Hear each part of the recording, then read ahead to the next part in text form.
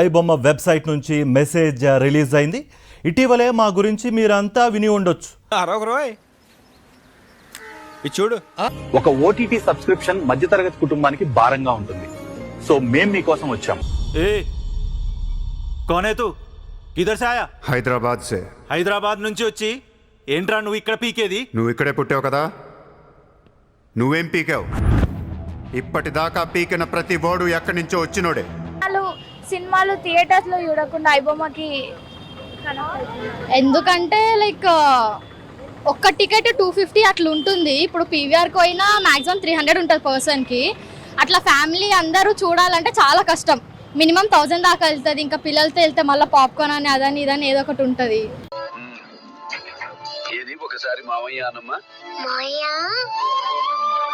మాకి పేదవాడికి అందుబాటు రేటుకు వినోదాన్ని అందించాలని సినిమా టికెట్ల ధరలను కూడా నిర్ణయిస్తే ఆ నిర్ణయం మీద కూడా రకరకాలుగా ఈరోజు మాట్లాడుతా ఉన్నాం. సినిమాలు అందరికీ చేరాలని కూడా పేదరికం అడ్డుగా వద్దని అనుకున్నాం. చాలా పెయిన్ఫుల్. మాకు ఎన్ని రకాలుగా నష్టాలు రావాలో దాంట్లో ఇది కూడా ఒక మేజర్ రీజన్, పైరసీ అనేది.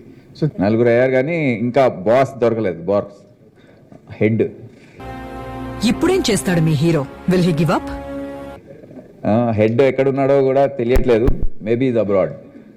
గాయపడిన సింహం నుంచి వచ్చే శ్వాస కర్చన కన్నా భయంకరంగా ఉంటుంది.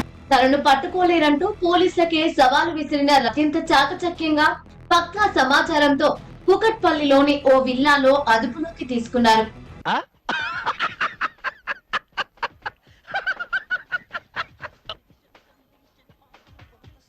ఇటీవలే ఇమ్మడి రవి ఫ్రాన్స్ నుంచి హైదరాబాద్ కు వచ్చాడు.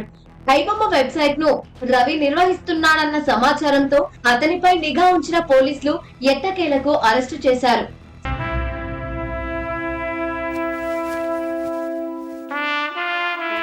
నా మూతి మీద చిరునవ్వు ఉండాలి, నా చెయ్యి నా మీసం మీద ఉండాలి సార్.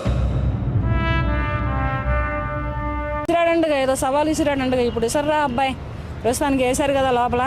నీ పెళ్ళామే నన్ను పట్టించిందంట. మరి ఆ పెళ్ళాం ఎన్నో పెళ్ళామో నాకు తెలియదు కానీ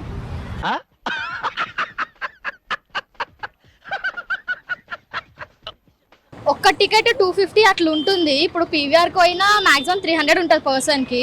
అన్నట్లే మీకేదో తక్కువ రేట్లో వస్తుంది, మనం ఎందుకు అక్కడ ఫిలింలో చూడాలి, థియేటర్లో చూడాలని చెప్పి మీరు అనుకుంటారు. కానీ బట్ మీరందరూ కూడా ఒరిజినల్ కంటెంట్ చూడాలి, ఒరిజినల్ వస్తువుల్ని వాడాలి. సో మంచి సమాజ నిర్మాణ కోసము, మంచి రాష్ట్ర అభివృద్ధి కోసము, దేశ అభివృద్ధి కోసం మీరందరూ కూడా ఎవరెవరు ఉన్నారో వాళ్ళు మనతోని చేయకలపాలి. మనం అందరూ కూడా ఒక మంచి సమాజ నిర్మాణం చేయడానికి మనము చేయాలని చెప్పి మీరందరూ కూడా కోరుతున్నాను.